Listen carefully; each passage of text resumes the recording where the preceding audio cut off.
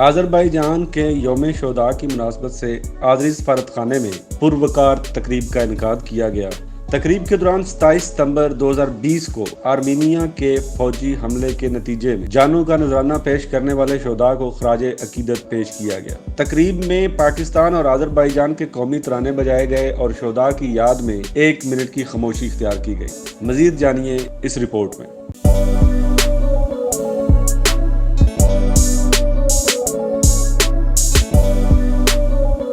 2 سال قبل 27 ستمبر 2020 کو آذربائیجان کے فوج کے ٹھکانوں اور شہری بستیوں پر آرمینیا کے ایک فوجی حملے کے جواب میں جوابی کارروائی شروع کی گئی۔ 44 روزہ جنگ کے اختتام پر آذربائیجان کے مسلح افواج نے سپریم کمانڈر ان چیف صدر الہام علیوف کی قیادت میں آذربائیجان کے علاقوں کو آرمینیائی قبضے سے آزاد کرایا اور آرمینیا کو آذربائیجان کی تاریخی فتح کو تسلیم کرنے کا معاہدہ کرنے پر مجبور کر دیا۔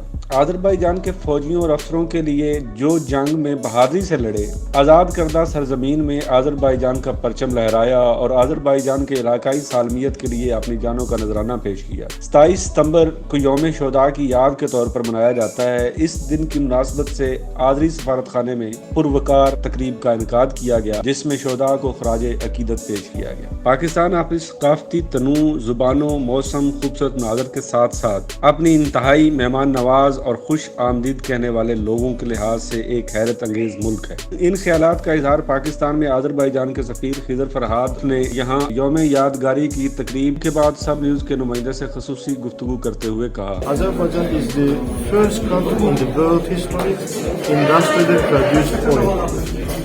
And when we look at today's Pakistan, today Pakistan is very successful in non-oil fields, especially in agriculture, in textile, in pharmaceutical sector, in IT sector.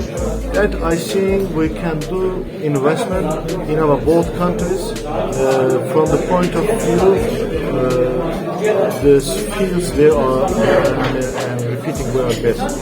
For example, we can in Pakistan explore their oil and gas reservoirs and also we can welcome Pakistani companies to come to help Azerbaijan to develop IT sector, textile, their contribution to agriculture sector.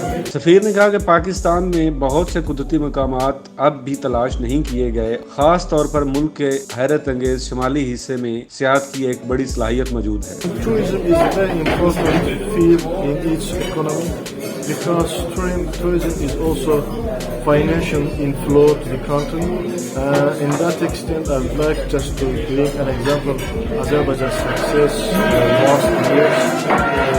We made good success and we can do the same together with Pakistan in collaboration both in Pakistan and Azerbaijan. I think and I'm sure it will bring very strong contribution to both countries' socio-economic Pakistan میں آذربائیجان کے سفیر خضر فرحاد نے سفارت خانے میں لگائی گئی مختصر ویڈیو دستاویزی فلم اور تصویری نمائش کے ذریعے میڈیا پرسن کو اپنے ملک کے جنگ زدہ علاقوں کے بارے میں بھی خصوصی طور پر آگاہ کیا۔